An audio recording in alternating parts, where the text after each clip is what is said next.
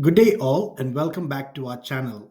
Are you planning to work or migrate to New Zealand or study here? You'll want to hear this. Immigration New Zealand has announced major updates to the list of qualifications exempt from international qualification assessments and student visa work rights. These changes could affect your visa eligibility and how you can work while studying. So let's break it down: what's changed, why it matters, and what you should do next.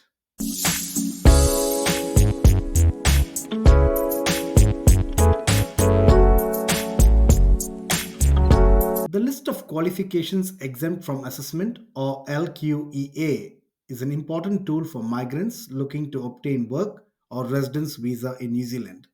Here's how it works. If your overseas qualification is on the list, it's considered equivalent to New Zealand standards. This means you don't need an international qualification assessment, also known as an IQA, from New Zealand's Qualification Authority.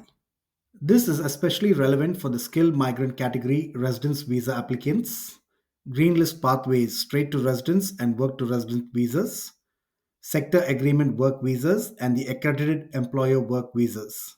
Without LQEA recognition, most applicants need to go through the IQA process, which can be time consuming and costly.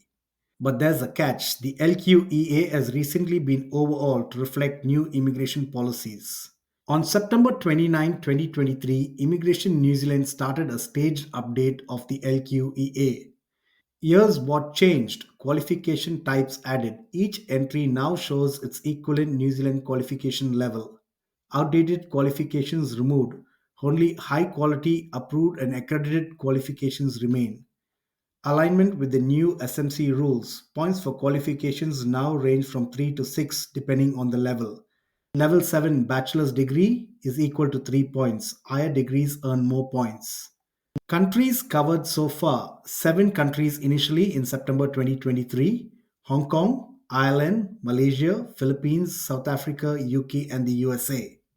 5 more added in March 2024: Australia, Canada, China, Fiji, and Japan.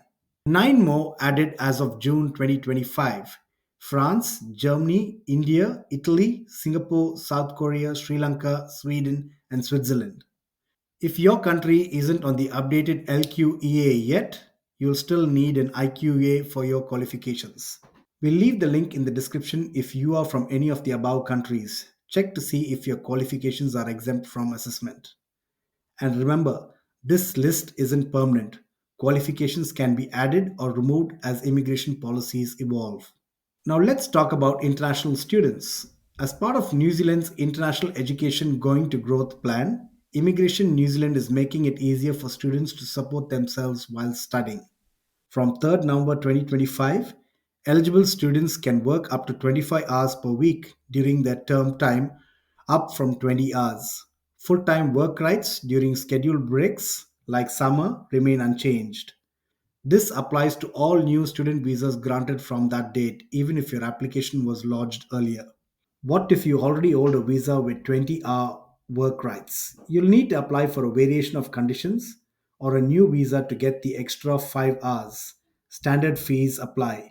Secondary school students, year 12 and 13, you will need your parental and school consent for in study work rights. This requirement continues to increase to 25 hours. Not all visa holders will apply for the extra 5 hours. Many may wait until the next visa application to include the change, especially if they are nearing graduation. These changes are part of New Zealand's effort to grow its workforce sustainably, attract high skilled migrants and students, keep education and employment standards high. But here's what you should do. Migrants, check if your qualification is on the updated LQEA. If not, prepare for an IQA. Students, plan ahead if you want to work more hours, especially if your current visa limits you to 20 hours. Are you ready to take the next step? Talk to a licensed immigration advisor today to check your eligibility. Don't forget to subscribe for more updates on New Zealand visas, work rights, and study opportunities. Your New Zealand journey starts now. Thanks for watching, and we'll see you in our next video.